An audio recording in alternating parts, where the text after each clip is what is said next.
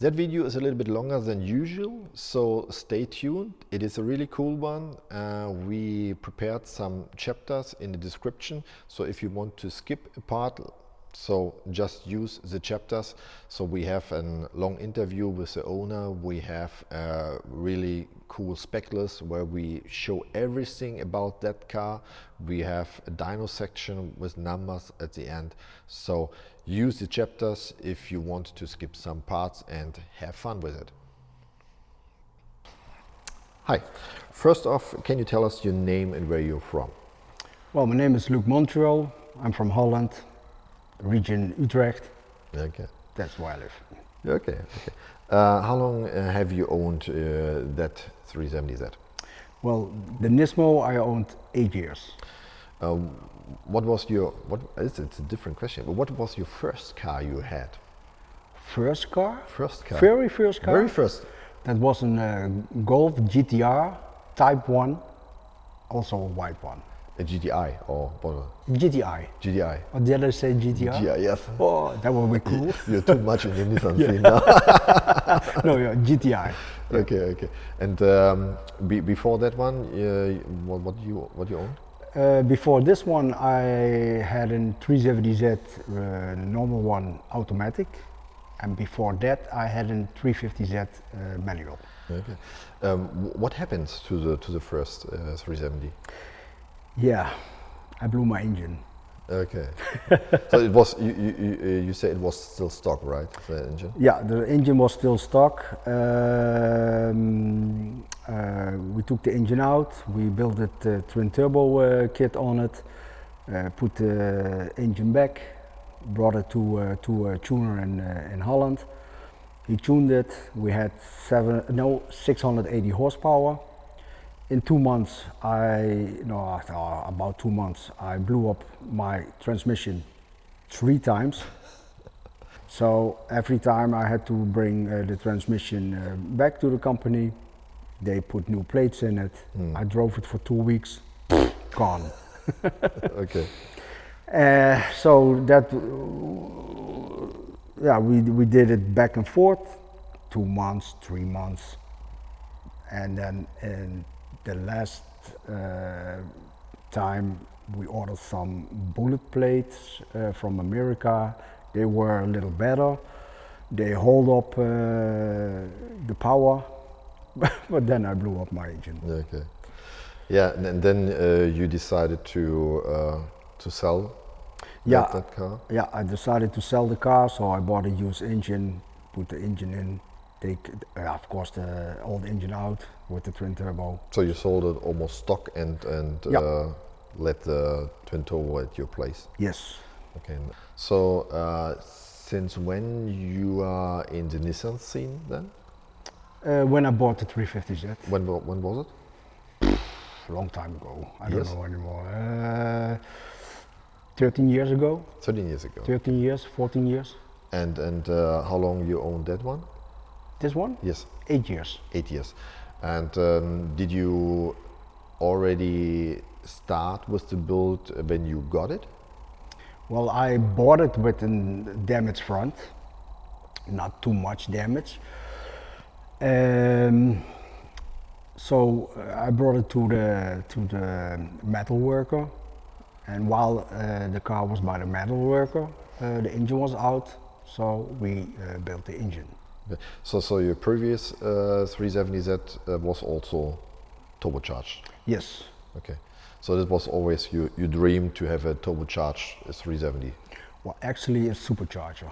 A supercharger, okay. Yeah. Okay. But I think, yeah, you know as well that the potential of a twin turbo is much higher than a supercharger, right? Yeah, that's right.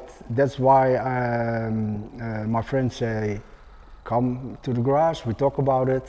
And then he told me, okay, if you have a supercharger, you can do a smaller pulley, you can go up to this kind of level, and that's it. Okay. You have a twin turbo, you can do a lot. You know, so yeah, so if you want more in the future, more horsepower, just buy a twin turbo. It's more fun. You will feel the push in your back and stuff like that. And then he says, okay, let's take a drive in my car. So he has a 350Z twin turbo. Wow, I fell in love. Okay. That was a beast. Okay. So that's at that point I say, okay, I need a twin turbo. Yeah. Okay. Where can we see that car? So did you drive on track, or can we see it on some shows or so? Well, no, I don't go to track. I did it a few times. It's not my thing. So I don't go to the track with this car. I go to shows. I did a lot of good shows in Holland, in Germany, in Belgium, big shows. I came in contact with Luc from RevWorks, and yeah, he introduced me for the first time yeah, in his events, and I liked it. It was nice community, nice people. You met some more people who has the same interest in cars, so it was fun. And yeah, that's after that I go whatever show there is, I put my car there. So it is more than to get in contact with other petrol heads than to challenge with anybody else on a track or so. Yeah, I don't want to challenge. I Yeah. only challenge on the Autobahn. Okay, okay. Yeah. So this is maybe what I wonder. So why you need that strong car in a country where you are allowed to drive only 100 or 120 kph on a highway? Yeah, but were you brave all the time when you were young? Sure, Yeah. all the time. So we drive in the middle of the night 120 kilometers an hour on the Autobahn. Yeah. We do that. Okay, I understand. Yeah. Okay, but Holland has also a lot of events, tuning events. Yes. I would say more JDM events than in Germany. We have some in Zandvoort, where we have else In Zandvoort we have. Yeah. We have Ahoy, Rotterdam. We have in Utrecht Jaarbeurs, Assen. Yeah, in So- Brabanthalle and Den Bosch. Yeah. They're all auto shows and yeah, everywhere. You know. And you will be at these shows all the time, or? Yeah, I did in a few years now. I've been in all those shows. Last year I did not go to any show, but that was because the engine was broke. Mm. And now that the engine is fixed again and the car drives again, I can focus on shows again. Yeah. So I would tell the viewers that we already did a video about that car a few years ago. I can link that here on the corner, and it has maybe an aggressive video title. So Yeah. I know you don't like it, No. and but in the meantime, you changed a lot to that car to have you also changed your power goal in the meantime. So regarding that the engine broke, did we know why it broke? There was some. Yeah, we well, I had the bearings were yeah, Gone. gone. Yeah, okay. So that was the only thing this time. Yeah, yeah, But yeah, you know, you have to take your engine apart. yeah, yeah. Okay. Yeah, this now we installed new bearings and measured everything accurate. We checked the crankshaft and Well, the rods as well, Yeah, and yeah. see if everything is straight and Yeah. will fit perfectly. So. I can say we achieved your new power goal, and Yes. So what I would like to talk to you is that we have different builds here in Europe than in the US as well. So what I saw in the last years that even all the US guys install high compression ratio pistons, boost them, and add a lot of E85 on it, and to have more ignition, and then they came out with 900, 950, 1000 horsepower, stuff like that, right? Yeah. So your build is different because we don't have that much access to ethanol E85. Yeah. I explained it a little bit in the last video where I explained ethanol and how you can get it maybe in Europe, but it's a hassle to get it and to fill it up, and it's not like to go to the fuel station like in the US and to pump it in, Yeah, and then you have the extra power. Yeah.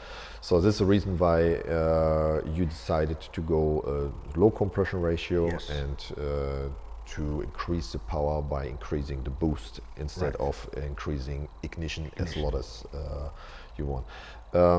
When you drove it after the first time we tuned it in the past, we had at, what was it, 0.8 bar, 740 horsepower, something like that. Yeah, on the crank. So how was your experience to drive with that car in that time?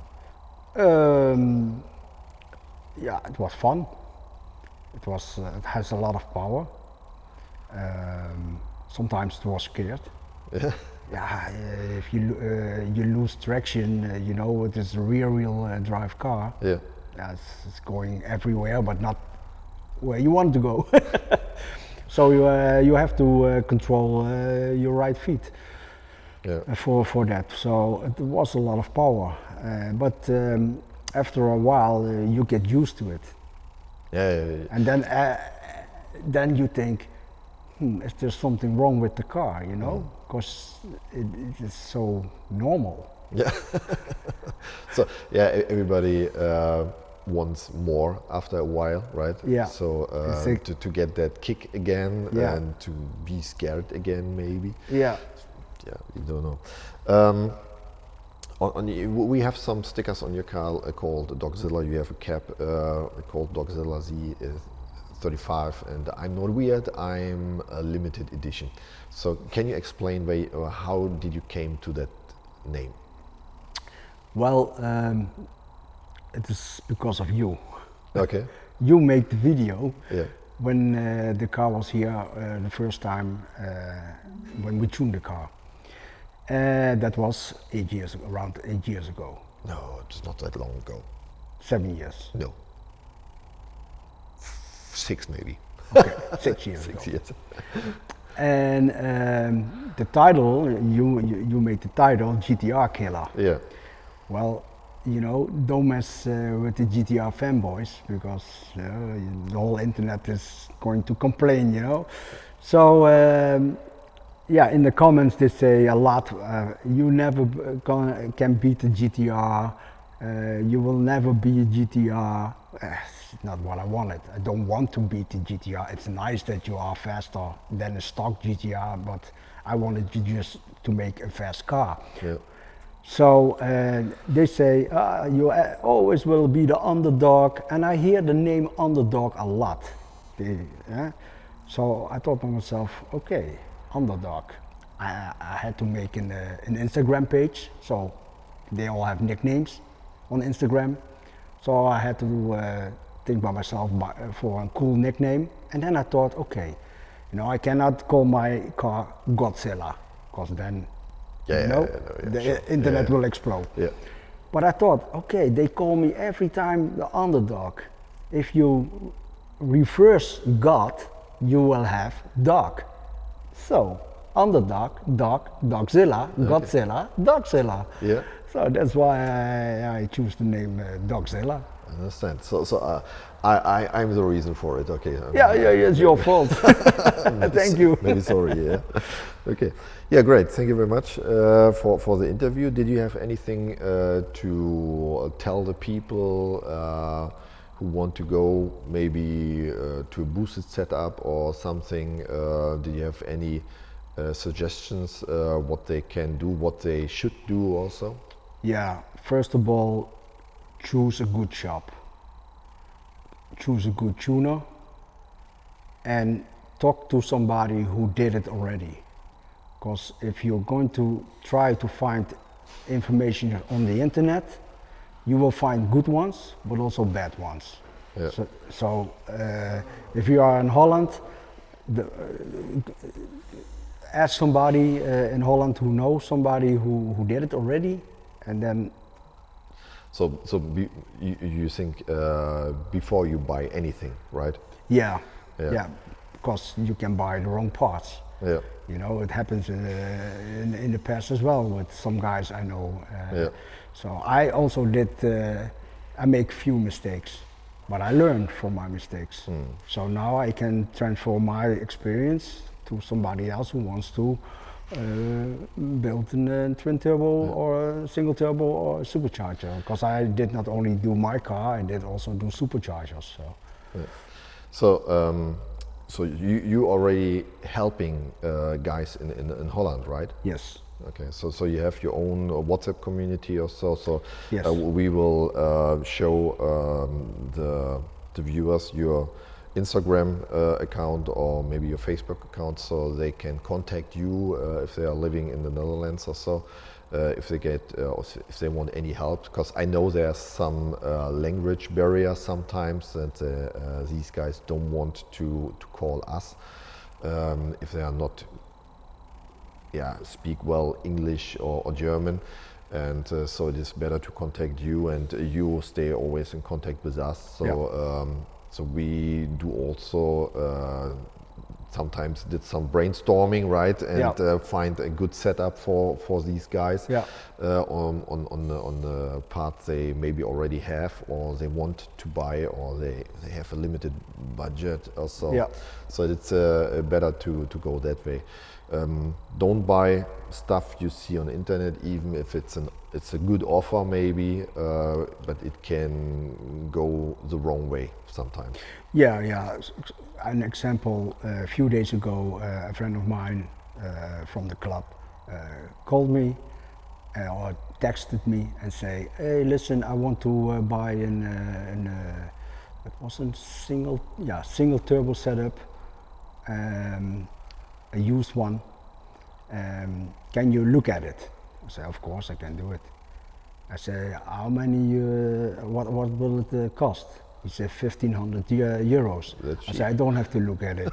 just delete it, you know, don't watch it. You cannot buy that for no. Normally the turbo self costs more. And if you want, and there are good some good single turbo kits in the US market. I already tuned some single turbo setups, not on the 370, it was only on the 350s by now.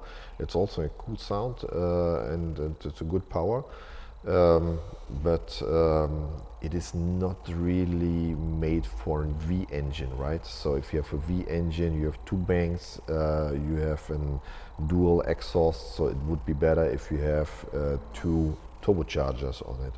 So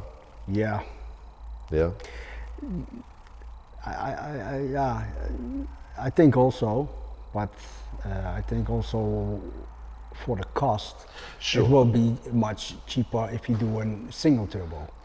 That's why maybe they choose the single turbo. Maybe, but even on single turbo, I recommend to build the engine as well, because you will get a lot of torque, and the DE engines, 350 ZVQ 35D engines, have weak connection rods, so it will crack them very fast.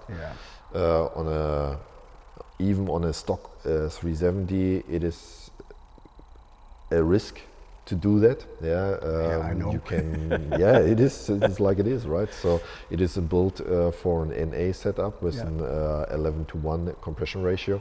And if you add boost on top of it, so it can damage your whole engine. So what I normally recommend, if you want more power, let's say in the range 400, 450, maybe 500 horsepower, 550 as well. It's also possible on the 370, then go supercharging it. So, but if you want to go even higher, let's say 600 plus or so, sure, yeah, then you have to go with the twin turbo setup. Yeah. And you can do it on a stock 370Z, because in America they do it a lot. Let's say AAM tuning, he's tuned a lot of these cars with a lot of high horsepower. I always enjoy AAM tuning, see what he achieves, you know, because it's a lot. That's a US scene, right? So yeah, it's a US scene, and they are on ethanol, and if they blew an engine, they can buy an engine very cheap over there. Yeah. We cannot buy an engine that cheap here. There's not that much. No, that's right. And also they have different situations. Like they normally make a push third, fourth gear on a highway, or the 402 meters for the quarter mile. But they can't push these cars like we can do here on the Autobahn, for example. Yeah, that's true. Because if you look at the videos they make, it is always short pulls on the highway. And here on the Autobahn, you know, you have no speed limit, and they are long. Yeah, there's no exits. They are long. Everybody knows these videos. Like honk 3 times, 1, 2, 3, and then sometimes with a Hellcat as a challenger. As well, it is highly illegal to do that here in Germany, and to put it on YouTube also, you will get immediately a big fine from the police also. They search for that stuff. So this is why we also don't want to show that, but we will find out how the time changed now, the 100 to 200 kph time, because that's a kind of reference. It become a kind of reference in Europe for fast cars. So in the past we achieved, I believe, 6.5 seconds with 740 horsepower. It's almost low boost. And but now we will go a little bit deeper in the setup from that car, and we will show exactly what you changed on the engine, on the suspension, on the brakes, on the interior, and stuff like that. For that we will put your 370 on the lift and show it in detail. Okay.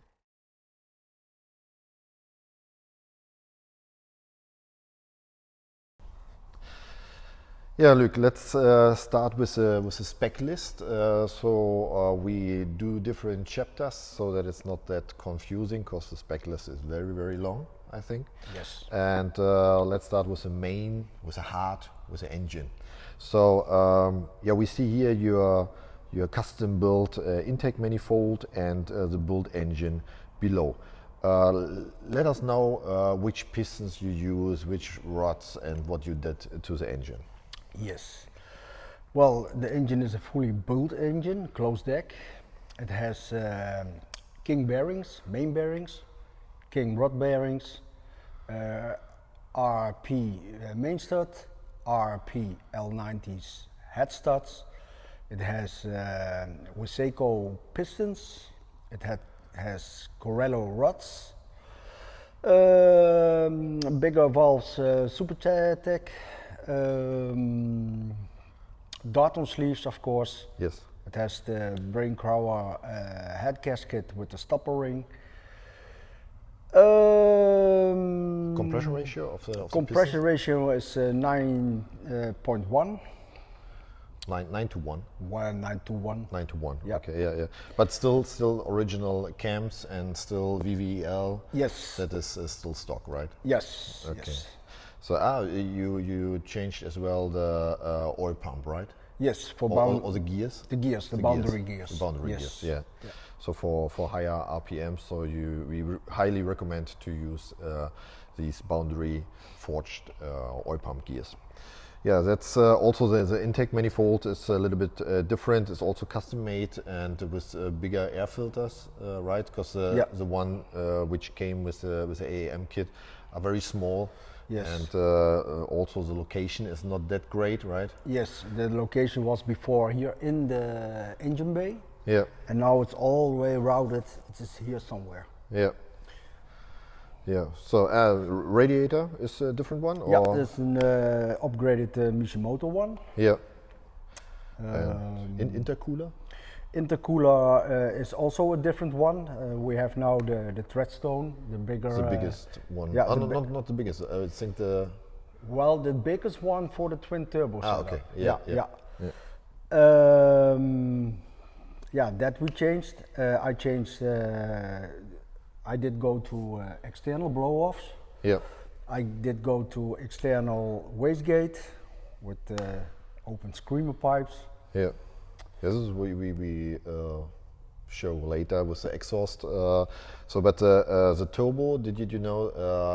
This is stage 1, right? The Yeah, this AAM is stage 1 Borgwarner EFR 6758. Yeah. I upgraded the colder side of it. The impellers are longer, so they move a little more. But the diameter is same, right? Yeah. Okay. So yeah, so we have the main specs of the engine. So, but you see a lot of different things. So there's no strut brace anymore. The harness is routed a little bit different, right? Yeah. So to make everything a little bit cleaner. Yes. And the coolant fluid tank is a custom-made one. I see here, and we have the aluminum valve covers. Correct. Okada ignition coils are very important. So there's plasma coils. You regapped the spark plugs. Yes, we did. Okay, and so that's the main specs of the engine. So let's go to the next chapter.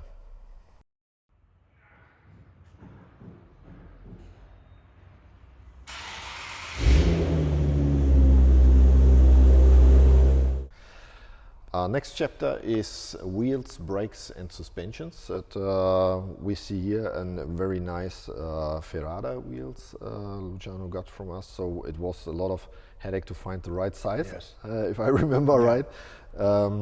Because as you see, it is as well an airlift suspension installed. Which one is it? The airlift 3P. 3P. So that's the top of the top, right? Yeah. Already. Yeah. So we can now it is in kind of driving height, right? So it this is a driving height. Driving height, right? So it can go a lot lower, right, and a lot higher as well. Yeah. So kind of it can be style. like 15 centimeters higher at least, and you can almost put the spoiler on the to ground. the ground. Yeah. So you got from us a Pilot Sport 4S from Michelin. Yeah. And did you remember the size of the wheels? It is a 9.5? Yeah. No. This is a 10.5 in front, 11.5 in the back. Right, and we have here in front which tire size? 265. Yeah. And in the rear we have a 305. 305, right, okay. And we see as well a much bigger brake system. And tell me about the brake system. Well, the brake system is totally complete from an R35 GTR. So the rotors, the calipers, and even in the back, the rotors and the calipers. It has an 385 in the front and 380 in the back. Okay, so it's still the stock rotor, right? So it's the Brembo rotor. This is the Brembo rotor from the GTR. Yes, correct. It's expensive ones. So it's a 6-piston caliper and 4-piston in the rear. Right. So yeah, we will check out the interior, because with the airlift system you get the air tank you placed in the trunk, right? Yes. And the control in the center console where you can adjust it a little bit. And so we will have a look to the springs. It's kind of spring. It's not a spring. What is it called? It's called bulk. Balloons. Bulk. Balloons. Yeah. Right. So that's a replacement for the springs. Yeah, very nice. So it's a nice fitment, I think. And why are you decided to go to Ferrara? Well, I saw a 370Z with the first yeah, how do you say it? The previous model. You Yeah, mean exactly. Of the that's the CM2, I believe, is the name of these ones, right? Yeah, this is the CM2. Yeah. And I saw the car from Michael Rieger. Yeah. And I like always his car with the wrap and the wheels, and I thought, oh, that's nice wheels. So then I came to you and say I want to have that wheels, and then we found out that Ferrara makes a new version. A new version, yeah. And then So and because of the color of the heart of the wheels, matches a little bit with the Nismo to the team. Nismo color, yeah, right, yes. So yeah, the choice was easy. Yeah, okay, cool. I like it, and yeah, just let us know if you like that setup as well. Write it in the comment section. We go to the next chapter.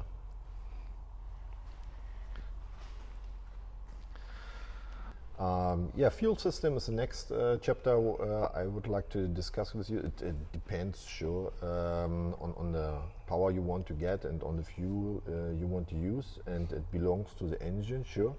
So yeah, we have at the engine mounted, what I see is a CJM fuel race you got from us. Yes. It's mainly a CJM fuel system, I think, with a gauge here and a fuel lab regulator. Yes. Injector size was 1300 cc, and we use only one pump, right? That's yeah, 525. Yeah, the Walbro 525 Hellcat. 25 Hellcats. Yeah. So I know that some US guys use up to 3 pumps, right? Yeah, mainly they have 2 pumps, but there are What I saw the last yeah, time was 3 3 pumps, pumps. yeah. Crazy. Yeah. So so I normally check as well the injector duty while the dyno runs, and I have a look on it, how high the injector duty will be, and we have enough of headroom with these 1300 injectors as well with the pump. So it's I see no need to go to the second or third pump, so it's not need. So it's a quick chapter. So let's go to the next one.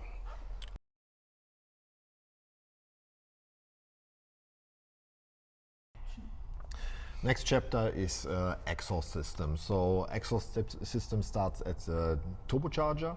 So we see, we see good the turbocharger from here, and we have how big is the pipe? That one? this is a 3 inch. 3 inch. Yeah. Here we see the screamer pipes. Yeah, they are 44 millimeters. Yeah. So if the wastegate opens, then You will have a lot of noise. a lot of noise Yeah. and flames underneath, right? Yeah. We still have O2 sensors here. If we go to the Y pipe, we see some small silencers.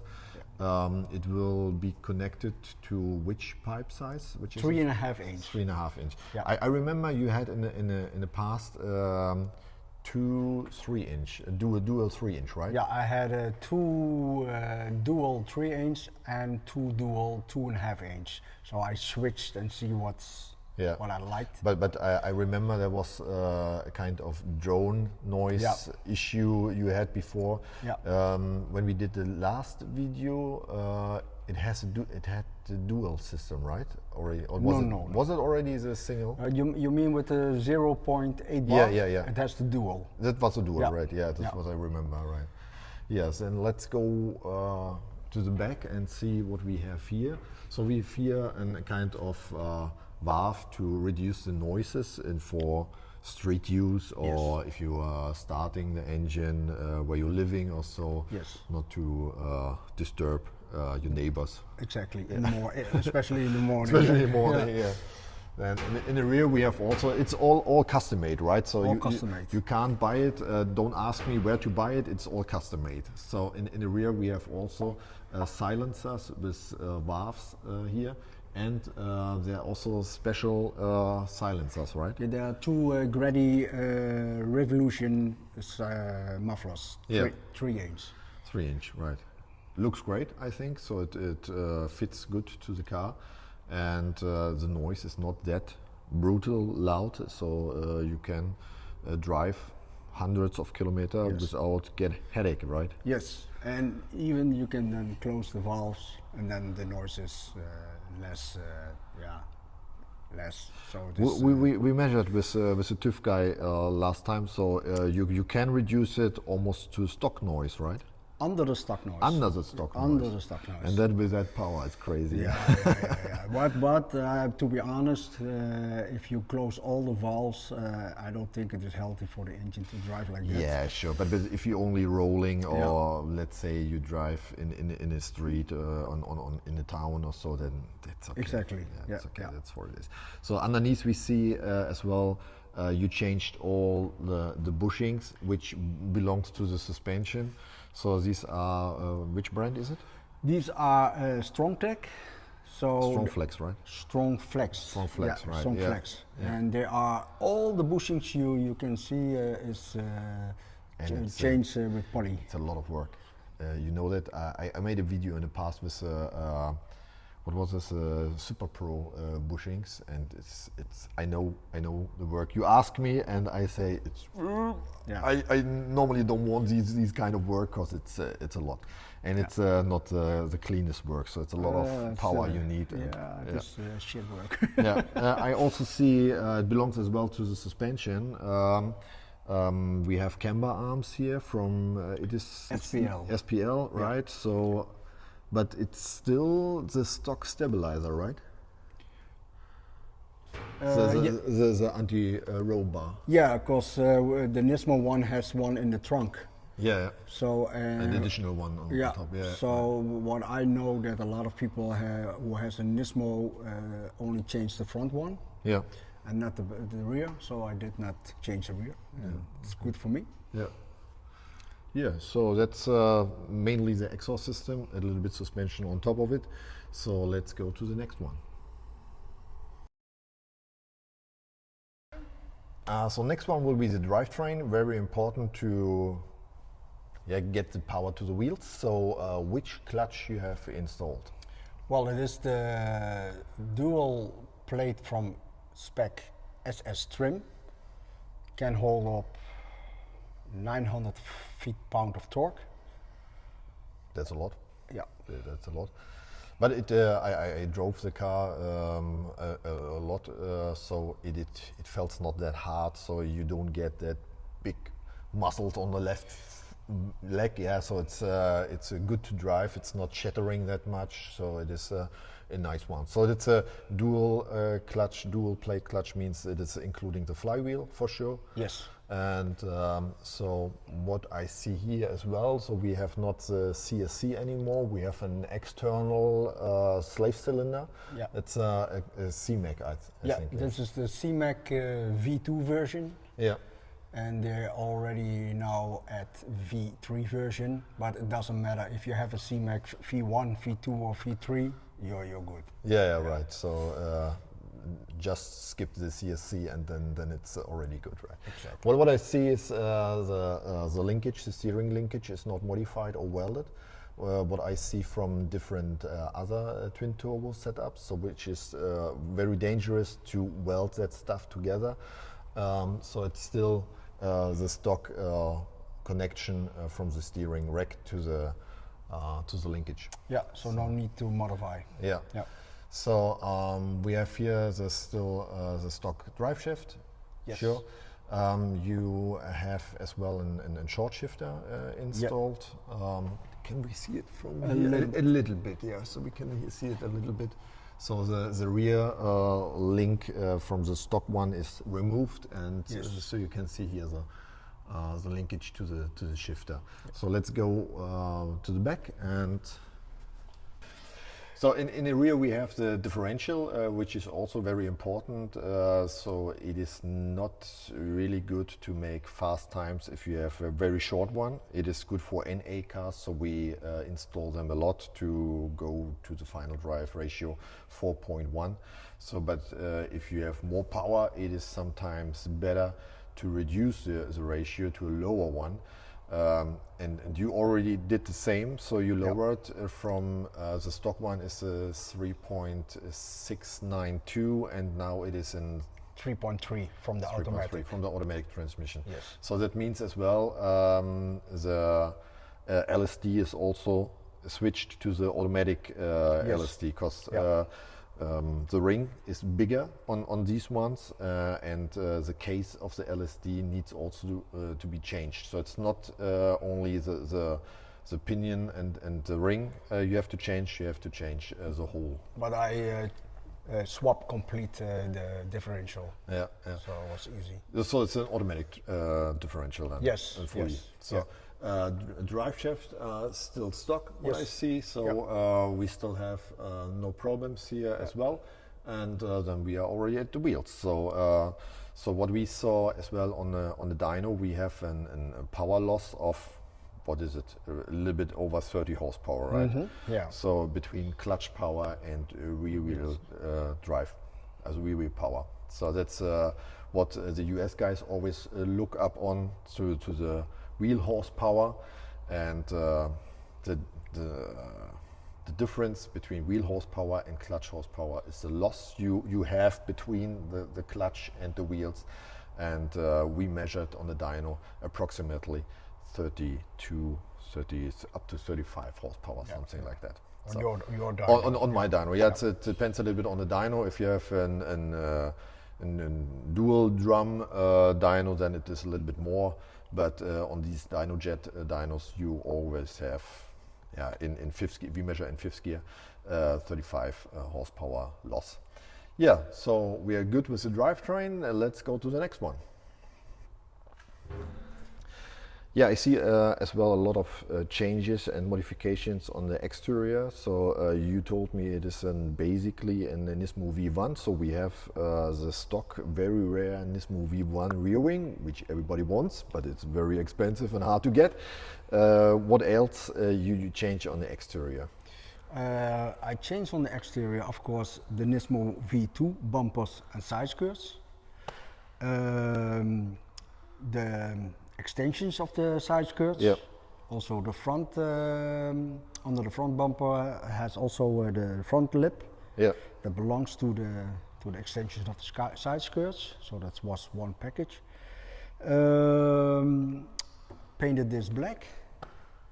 Here's the lights, right? The lights, it is Morimoto lights. Yeah. Morimoto's lights at the front. Yeah, and then we see very obviously the carbon hood, carbon fiber. Yeah, that's engine a hood. Cybon carbon fiber Cybon. hood. Yeah, and you added aero catch locks, which Yes. is very important on these hoods because they can come on high speeds very shaky, and we already saw one or two customers when they flipped up. Yeah. And you have a big problem then, so you have a damaged roof and windshield. And Well, I drove without for a year or three, and with high speed, let's say 160 kilometers an hour, you see the hood doing this. yeah. And the latches of the hood is they are on 3 points. Yeah. So the 350, I believe it has 1 point. Yes, right, yeah. But still, it is sketchy. So for my peace of mind, I thought, what the hell? I will put 2 Aerocast hood pins on it, and then forget about it. Yeah, You know, no headache. Because if the hood flies open, the damage will be a lot. Yeah, that's right. That's right. Yeah, so it's not that much. It's not wide body or something like that. No. So what I always say, if you do a wide body, the car gets always slower. Yeah. So Yeah, it's- you just a Nismo. You know, you don't cut in the Nismo. yeah. Yeah, it doesn't mean that the value. Goes up, right, with the wide body. So Yeah, it doesn't, or goes down, but still, it is already a nice body with the bumpers and stuff. So yeah, right. So but yeah, yeah, it's taste. you cleaned the rear hatch as well, what I see. So you removed the windshield wiper and the nozzle. Yeah, That's also nice, and yeah, so I like it. So it is not that hardly modified, and so you see that it's still Nismo. Yeah. Right. So let's go to the interior. So last chapter will be the interior. I see a lot of modifications here. I see a lot of gauges, different seats. It doesn't look like the V1, the stock one, yeah, for sure. Yeah. So look, just tell me what you changed. Okay. First I changed my seats. These are the Recaro Nismo Juke RS seats. I modified the original electric rail to fit the seats on the rail, so they are now semi-electric. What I have to say to the seats, they are better than from the Nismo V2. Yeah. Because the distance between steering wheel and the seat is much bigger. Yeah. Because the V2 seats are higher in the front. So it is annoying for guys like me with long legs, Yeah. so with steering then. Yeah, So yeah. these are much more comfortable. Yeah. And from the V2, it is only the back is from Recaro. Yeah, And the that's a bottom is Nissan from one. Nissan one. Yeah, yeah, And yeah. these are complete Recaro. Yeah, right, yeah. Yeah, what else? So the gauges, so Yeah. what gauges you installed? Well, I installed the AAM, if I say it right. AEM. AEM. AEM, yes, Yeah. yeah. So this is the oil temperature, and the other door is the water temperature. Then we have the AFR gauge, the boost gauge, and the oil temperature gauge. Yeah. Yeah. Steering wheel is different, so it's Yeah. not.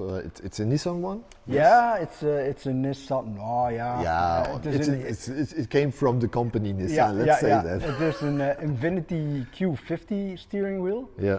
I was searching for a GTR steering wheel because I like the model from the facelift. Yeah.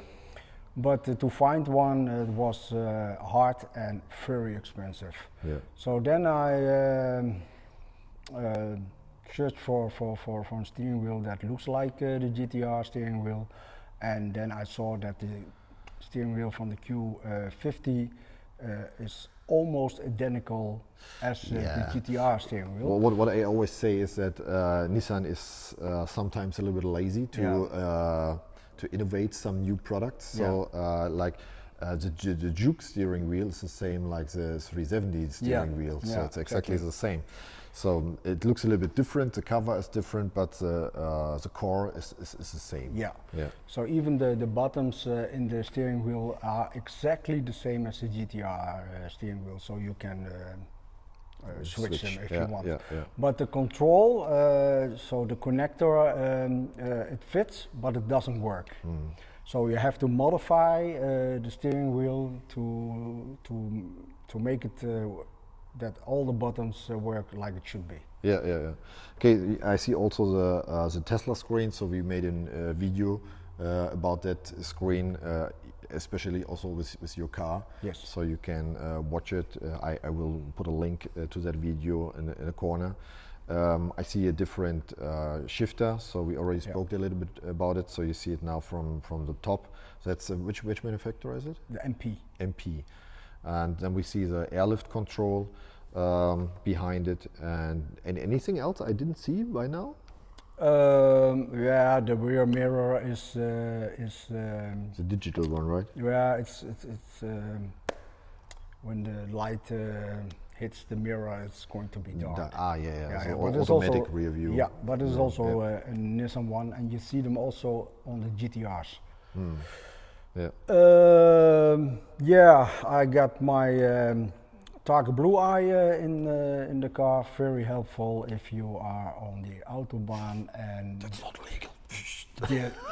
the undercover police is driving behind you. They will notify you when the police is around you in, let's say, 1 kilometer. But it's also not legal in Holland, right? This one is legal. This one is legal. Yeah, this one is legal because they sell it for you can move your car when It's an firefighter, emergency or something. yeah, Yeah. exactly, and the police and I don't know if the gray area. If the German police like that. Yeah, but it is it's allowed. I believe it is allowed in whole Europe. Yep. Okay. Yeah. Yeah, why not? So, yeah, that's basically all modifications, right? Anything else you? From the inside, it is. No, that was it. Yeah, Ecotech Connect is connected already, so you can use it on the Tesla screen. Yes. But it's still the stock car hi-fis. The speakers are the stock ones, right? And they're still there. Yeah, the speakers are stock, but I install a subwoofer. Ah, okay. Because I took the original subwoofer, stock subwoofer, out of the trunk, because there's all my airlift stuff. Yep. And now I have a JBL subwoofer. It's behind the seat. Yeah, I see. So in the trunk you don't have that big air tank like usually the air suspension users have. Yeah, they do it for show. Yeah, yeah. And I don't want to offer my trunk space, so I did put everything under where the spare wheel is, and we Europeans have there the subwoofer. The subwoofer, yeah. So it is like a stealth now. Yeah, cool, very nice. Yeah. Yeah, so hopefully we didn't forget anything. It is a lot already. So yeah. Let's move on to the next chapter.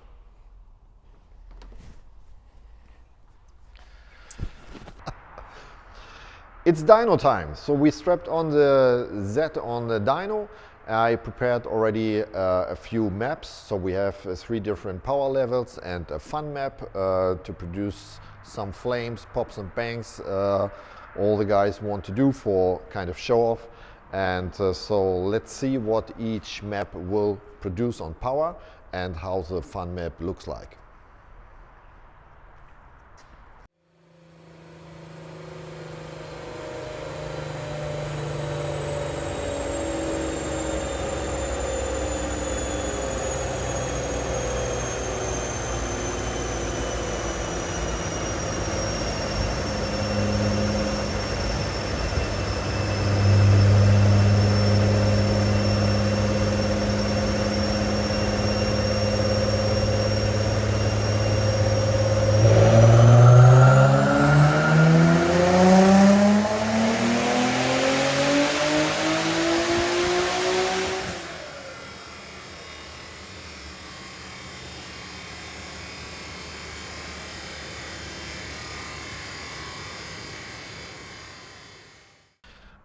The cool thing is with the Tesla style screen we have in that car, you can add the Ecotech app, and you can change the maps on the fly while driving to each power level.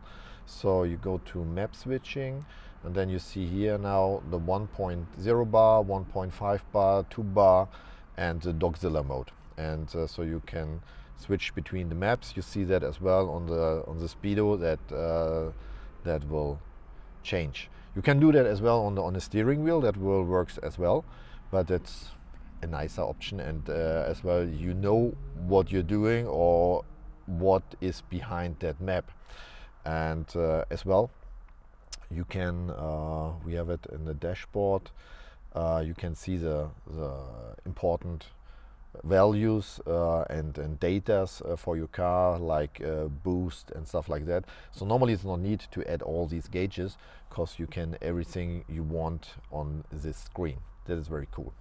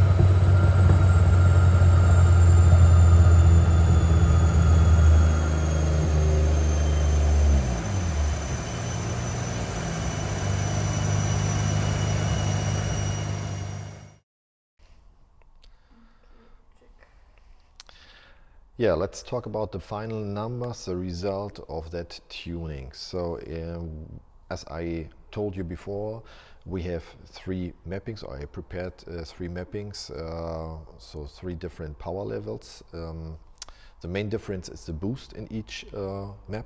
So we have in map 1 14.5 psi, which is 1 bar of boost. We have in map 2 21.7 psi, which is 1.5 bar of boost, and we have in map 3 29 psi, which is 2 bar of boost. So for the US guys, I prepared the dyno graphs in DIN corrected and the wheel horsepower and foot-pounds on a wheel. So we have in map 1, which is 14.5 psi, 585 horsepower on the wheels and 492 foot-pounds of torque, which is already a lot, I would say. So map 2 with 21.7 psi, we have 707 horsepower on the wheels and 590 newton meters, foot-pounds of torque on the wheels. And in map 3, the most powerful map is with 29 psi, we have 816 horsepower on the wheels and 675 foot-pounds of torque on the wheels. So let's go to the European datas. In Europe, the clutch horsepower is much more important. Even the manufacturers tell you the horsepower of the cars in clutch horsepower. So here are the data for the European guys. So we have in map 1, the 1 bar map, 620 horsepower on the clutch and 695 newton meters. In map 2, which is 1.5 bar of boost, we have 739 horsepower and 830 newton meters. Map 3, 2 bar of boost, we have 854 horsepower and 950 newton meters of torque. That's a lot. That's really good numbers for pump gas. So we have, for the US guys, it is 93 octane fuel, which is similar to the 98 octane fuel here in Europe. So that's normal fuel, no ethanol content in it, like the stock one, the 5%, which the gas station adds to the normal fuel. Yeah, no flex fuel or stuff like that. These are the numbers we have now with that tune.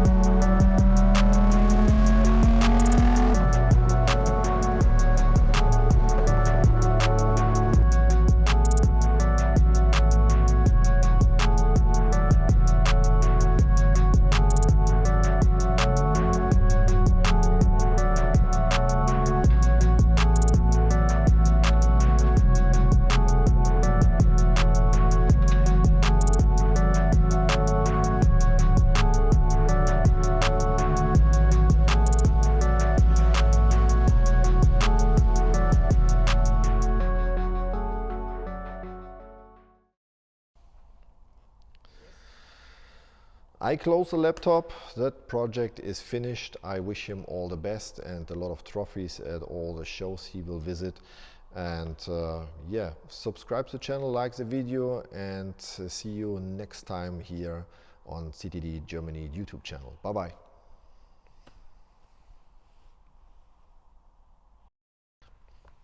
Geht weiter? Das ist schön. Lässt einfach laufen, ne? Nein. Ich habe immer Stopp gedrückt. Okay.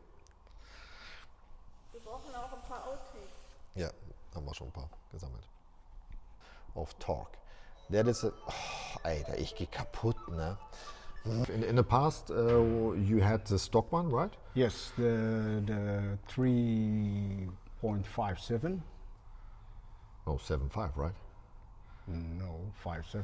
5.7? Yeah, Sure? yeah. Okay. There's no 7.5. 3.57? 5.7. 57. No. It's a 7.72, I believe. It's 3.72 also for the Nismos. We have to check that.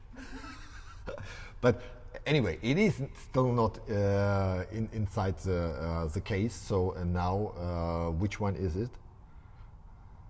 They're not going to do it overnieuw. Okay. Wait, we look dumb now. Let's say I have navigation on, Yeah. and you don't show who's calling. I don't know. No, but then you don't see. Let's Yeah. wait. Howdy, partner.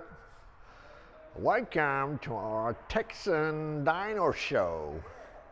And so stay are more important. The sun goes down.